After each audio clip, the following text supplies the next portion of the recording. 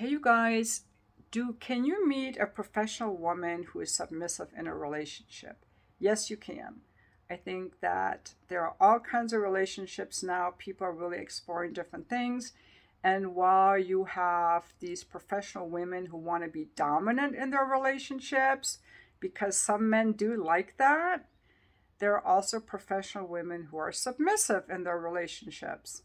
This is like my sixth time making this video, and honestly, I can't say there's a certain profession or thing to look for because, initially I thought, well, women who are educated but are in more submissive types of jobs are more relational, but that's not true because there are nurses who are very toxic and dysfunctional or narcissistic, but there are also nurses who really care about people and are collaborative and relational.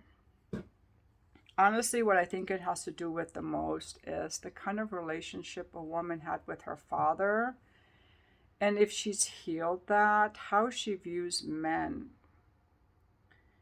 If men aren't safe, I need to be in control to feel safe. That's one thing. If I can't trust men, I need to control them. So I either need to be a big, bad boss bitch, or I need to find men who are helpless so I can be in charge, or I can caretake them or control them. That way they can't hurt me. I think that if a woman's experience of men is men love me, men want to take care of me, I can trust men, then she may naturally be more in her feminine energy. See, the feminine energy also has to be nurtured and encouraged. A lot of women were shamed for having feminine energy, and a lot of our society was considered weak. But a woman who has that nurture in herself, I think the feminine energy tends to be more relational and interested in people, whereas the masculine energy is more interested in things. So now, what I would think of as jobs, masculine energy would be competing, sales, starting a company that has employees. Because you guys have testosterone. It's not that you're required to do harder things. You have testosterone, and that makes you thrive on hunting and competing and challenging and focusing. And if you look at the highest paid jobs, the reason there are more men in these jobs because these jobs involve things. Why don't we see female bricklayers? Men are more naturally inclined to want to work with things and to build things and to compete. Now, I don't know why some women want those jobs, like in the military and as firefighters. I can't say. Feminine energy is more about relations, about people. It's more about contributing, collaborating. And there's a lot of strength and power in that too. But women haven't realized it because the toxic version of feminine energy is to be passive aggressive, manipulative, to not speak up, to use your power by manipulating and controlling quietly. I don't know. The toxic masculinity is abuse, verbal abuse, and then the woman who puts up with it. That's not submissive. That's called being a doormat and not honoring yourself. So people haven't really seen healthy ways of relating, but I think of feminine jobs more as I'm a lawyer and I'm contributing to you as the paralegal, or I'm the lawyer and I'm helping you on this case, I'm supporting you, I'm in a supporting role, or I'm a realtor but I'm not running the real estate firm, I'm a buyer's agent, I'm helping buyers, or I'm a doctor and I'm in a public health field, serving, get pleasure from serving the community. Or I'm a doctor and I care for my patients one-on-one as a family doctor, as a pediatrician. But when you're a surgeon competing against men and having to really hard charge, that's just a different energy. And maybe those women are submissive. I don't really know.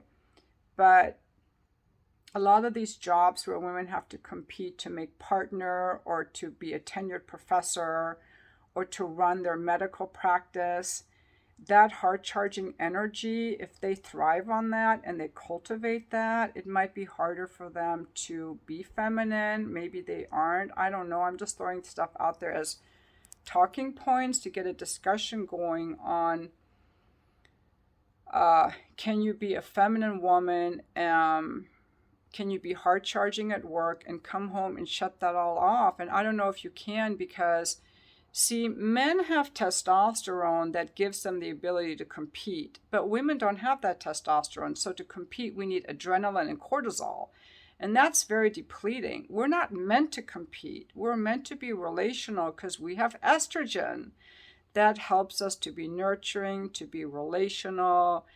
And I'll tell you, when I had my babies, I've seen this with so many men too, though. I would be very hurt because I would like hold my babies, and my husband at the time, who really wanted to be a dad, I mean, he would hold them, but it reminded me of my little son would carry a little doll by the head. It's like they just, it wasn't until the kids got to be around 2 and they could play and talk that he got super into it.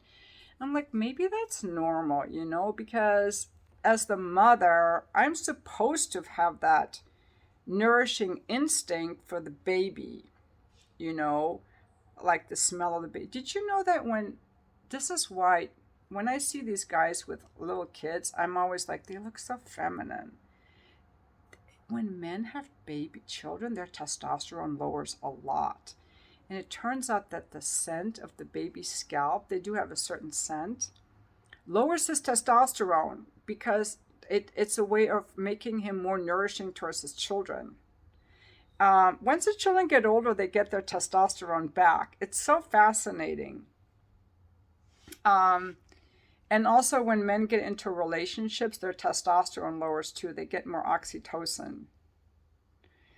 But anyway, so we are very different. And in order for me to nurture that feminine energy, I always just preferred very relational type of jobs or very feminine jobs. Like even now, I never thought I would work for myself. I never wanted to work for myself. I always wanted to work for someone. Just go do my job and come home, And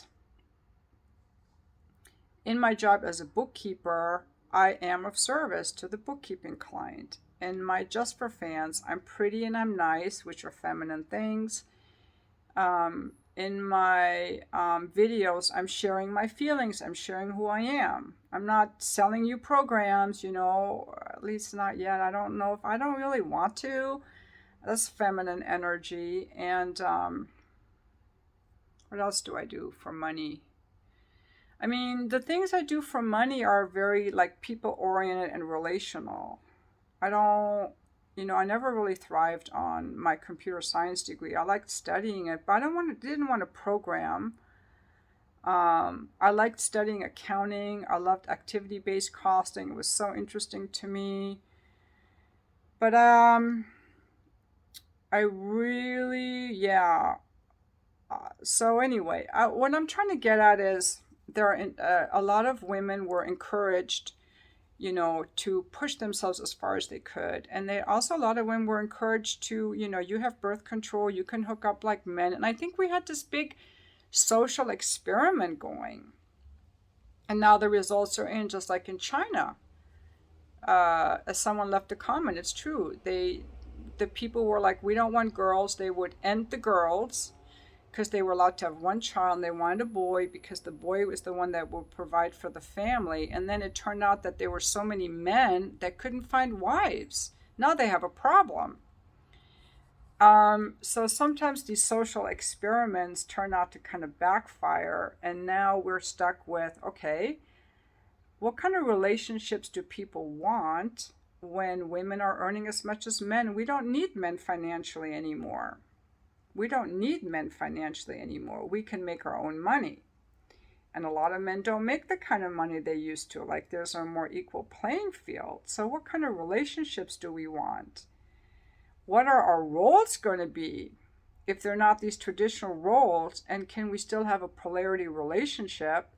Are we equal in every way? So that's the discussions we need to have now. And I think there are still women who want to be submissive and men who want to be more dominant. I mean, that's what I like. That's what a lot of people like. But some people don't like that. Some people are now in these polyamorous relationships. They don't even, and some people don't even want to get married. And some people don't even want to have kids anymore. Are they ever going to, are they ever going to regret it? I don't know. I know women who didn't have kids and now they're regretting it. And I don't know if there's some women who didn't have kids and they're 50 and they're like, I'm glad I didn't have kids. I don't know. They're like in this big social experiment. So that's what's happening. And there are all kinds of people wanting all kinds of relationships.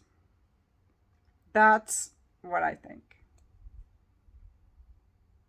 That's all I got.